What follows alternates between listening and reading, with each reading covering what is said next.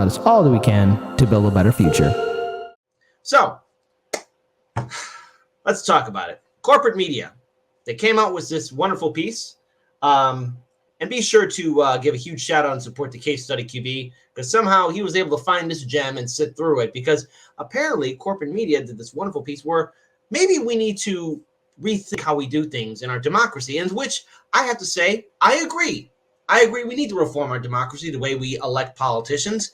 However, when they start suggesting have the party bosses pick the candidates, well, wait, we already do that. We don't really have much of democracy or election integrity. Don't believe me? Check out this video from Case Study QB. Let's play it. Now, there's been a lot of talk lately about what's going on in our political world, and to be blunt, our American democracy is under attack, but this isn't a new thing. Since the moment our democracy started, there have been people trying to tear it apart. It's just you see and hear a lot more about it at this present moment. So we're going to do something about it. It's called Project Democracy, where not only will we call out threats to our democracy, but also find solutions to make it stronger. Today, we're talking about primary elections. As NBCLX political editor Noah Pransky tells us, there may be a good reason to stop primaries. Let's pause right here for a second. Broken. And a lot of it has to do with the uniquely American way that we. So we all saw firsthand what happened in 2016 and 2020, where the Democratic Party intervened and basically chose who their nominee would be. We cannot forget in 2016 that the DNC and Clinton campaign were working together to deny Bernie Sanders the nomination. We saw it in 2018 when, again, the DCCC, and in 2020 as well, where the DCCC was making sure that House representatives who were, or at least candidates who were challenging Democratic centrists in the House of Representatives, were unable to get any kind of support. And same thing again in 2020, the DNC party, as well as the Biden and rest of the Democratic establishment, were doing everything they can to basically railroad Bernie off the track. So, with that being said, primaries. Do we even have them? Especially when you have people waiting 8 hours in line to vote, 10 hours in line, a whole day. It's a little interesting.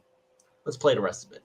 Pick our candidates. Oh, you thought everyone else across the world holds primaries the same way that we do? Nope.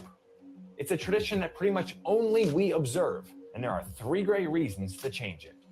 Look around the world at other democracies, and nobody uses this crazy primary system. Elaine Kmart is a professor at Harvard, a fellow at the Brookings Institute, and author of Primary Politics. More and more congressional districts have become safe at any margin. Meaning you win the primary, you're a lock to win the general election too. So the first problem with primaries is they disenfranchise all of the voters who can't vote in the primary. We're talking tens of millions of voters, many of them simply independents who don't like either party. Live in New York, but you're one of the 7 million voters not registered as a Democrat? Our vote's about as relevant as an iPhone 4 charger. You still have an iPhone 4? No. New York's got so many Democrats, both the mayoral and gubernatorial races are pretty much decided in the primary, not the general. Or maybe you're an independent living in a deep red district like Florida's first. Once Matt Gaetz won the Republican primary, your vote in the general didn't mean much. And more of us keep losing our voice thanks to gerrymandering and our own self-sorting. People have been moving to live near like-minded people. And so what that does is it creates a lot of very safe congressional districts. The second problem with primaries, despite their huge importance, is they get minuscule turnout, with dates scattered all over the calendar. Even eligible primary voters who are Let's pause it right here can easily miss the election and address something here. So first and foremost, when it comes down to primaries, information is rarely given to the voter. And in fact, during 2016, there was so much misinformation that was happening. Anyone that wanted to support Bernie Sanders during that primary of 2016 were led to wrong voting stations, wrong voting booths. And plus, at the same time, no one understood some of the rules and how long these polling stations would remain open. A lot of these voting booths would be shut down early on. We saw this happen throughout the entire 2016 primary, where there was a clear election fraud taking place. Now, the thing is, the reason why there's low voter turnout is because what's the incentive to turn out to vote for these same centrist, neoliberal politicians that at the end of the day don't really do much for us? And remember, when it comes down to primaries, if the political parties actually care that much, they would spend more and do more to actually get voters to turn out. But they don't do that. Let's play the rest of the video. Turnout for primaries is often less than half that for general elections. Marjorie Taylor Greene won her decisive primary with only 43,000 votes, just 5% of the constituents she now represents. AOC, just 46,000 votes, 6% of her current constituency. And those primary voters tend to be more politically active and more partisan than average. Which leads us to the third problem with primaries. They push candidates to extremes and away from the center, where most of America sits on the political spectrum. That's what happens when you only have to win the hearts of the most liberal or conservative 1/3 of your district, instead of the entire district. And because we have fewer competitive districts now, most of those primary winners never have to appeal to the masses. It produces a Let's pause this right here. particularly hostile kind of. Now, here's something that we need to address. I like how, again, the mainstream media is saying, on the one hand, well, wait a minute, you get to the extremes. Politicians on the extreme right, on the extreme left. Well, that's interesting because for the most part, a lot of our politicians, a lot of our elected officials are centrists, corporatists. So for the most part, anyone that wants to shake up the system, especially, let's take, for example, Democrats who are progressive and want to shake up the party, they're usually shut out and ignored first. It's not that their message is so popular that they're separating people. It's that their message is never heard. Same thing goes for third parties. Who are the people that benefit the most in this system? It is the centrist neoliberal Democrats and the centrist neoconservative Republicans.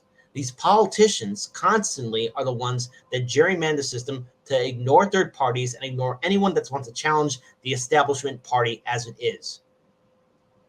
This whole idea that somehow the extremes are taken over, that's not the case at all. The real reality is that people are tired of these centrist politicians and their voices are being silenced. Let's play the rest of the video. Politics, because suddenly a lot of these people who are getting to Congress don't believe in compromise. Just ask the last pro-life Democrat in Congress who was purged by Chicago voters, or the longtime Colorado Republican knocked out of office by a far-right gun activist, or all the Republicans getting pushed out of Congress after they voted to impeach President Trump. I want to pause this right here. Government is getting more hostile and more. That Democrat that was kicked out was a real jagoff, Lipinski. Yeah, he was as Republican as they could get, and he was in the Democratic Party, and the DCCC was doing everything they could to make sure he remained in office. That's something the Democratic Party will never tell you, how they support a lot of these blue dog conservative Democrats that in all reality would be considered Republican. I like, again, how the media ignored that part. You see, the thing is, right now, more Americans are tired of these centrist politicians, these politicians that keep on repeating the same talking points over and over again. We do need primaries. But the thing is, in order to get people involved, we need to have election integrity, which sadly, at this point in time, when it comes down to electoral politics, we have zero of that in this country. And I think it's long overdue that we do have some accountability. But the thing is, corporate media benefits off of having the same two-party system and the same centrist corporatist politicians in power because it doesn't shake things up. It doesn't upset the donors and the corporations that control the media and our two-party system. Let's play the rest of the video. Dysfunctional. Purity of ideology matters more than getting a deal and getting it done. And they don't get it done. And that's very unfortunate for us. It's very unfortunate for democracy when compromise becomes a dirty word. So what's the fix? Since the Constitution says absolutely nothing about primaries, we could do virtually anything. In fact, primaries didn't even exist until about a century ago. Presidents like Lincoln and FDR and Teddy Roosevelt, they were all handpicked by party bosses, which makes this first possible solution, albeit quite controversial, one of the easiest. Ditch the primaries and just let a small group of politicians decide their party's nominee. I know. We already do that in the Democratic Party. But in the past, party bosses have been able to keep extremists off the ballot. Today, not so much. It would take out the people who are basically in it to be bomb throwers and not in it to legislate and to get things done. Virginia Republicans just did this for their gubernatorial nominee, handpicking businessman Glenn Youngkin. Without a primary to push him further to the right, Youngkin won over the general electorate, ending an 8-year pause it streak right in which here. Virginia Republicans failed to win a statewide office. So here's the little sad fact. We already have it. Yet the corporate media here is saying, well, why don't we have the party bosses do it? Who can remember back in 2016 when, especially at the height of the fact that the DNC was working with the Clinton campaign to deny Bernie Sanders a nomination, where there was many video evidence and articles coming out where the Democratic Party was basically saying, we are going to decide who the nominee will be for the 2016 general election. And they were all in for Hillary Clinton. We see this get repeated over and over again. The party bosses have made sure to do everything they can to silence any kind of progressive or independent that's running in the Democratic Party. There's no way to reform a party because the party bosses are going to make sure that they get their candidate in office. That's how it's always been. That's how it's always been. And in the Republican Party, too. So this whole idea of let's have the party bosses pick it. Remember, we have a thing called money in politics, where our politicians are being bought day in, day out, all the time. Now more than ever, we need to have election integrity. We got to get money out of politics. And these party bosses are the ones who are handpicking these candidates. It's no wonder people are no longer turning out to vote. It's no wonder we're hearing more and more people get disillusioned with electoral politics, because at this point in time, it's not your vote that matters. It's the party bosses that are already doing it. So this concept, like it's brand new, just shows you how ignorant the corporate media truly is towards our electoral system. Let's play the rest. Possible fix number 2, limit gerrymandering so we get more competitive districts. Congressional Democrats have pushed this for years with nothing much to show for it. But some state houses have handed their map-making duties over to independent commissions, which tend to produce more competitive maps. That makes the general elections relevant again, and candidates incentivized to consider all of their voters. And fix number 3, open the primaries up to everyone. While some of our largest states, New York, Florida, Pennsylvania, still have restrictive primary rules, about 3 dozen have adopted provisions in recent years to allow independents to cast ballots in primaries. Many of those states now allow opposing parties to participate as well, so nobody is ever denied a vote. The good news, if you want to change our primary problems, we don't have to wait for Washington for a fix. A lot of these reforms can be done right in our hometowns and home states. So maybe it's time we prioritize our primaries. And if we're not going to fix them, then maybe it's time to ditch them. Thank you, Noah Pranskis. That was a headache to sit through. But if I had to sit through it, so did all of you. The real sad truth is about our democracy is that it's already bought, thanks to the Supreme Court, where, again, the decision they made with Citizens United, McCutcheon's decision, where money is speech and corporations are people. Our politicians are the ones who are dictating to us who is going to be in power and who we should vote for. You see, the thing is, sadly, there's a lack of election integrity in this country. And there's a reason why there's low voter turnout. The people themselves are not being represented. And this whole idea of appeasing the centrists or the center of America, well, what does that mean exactly?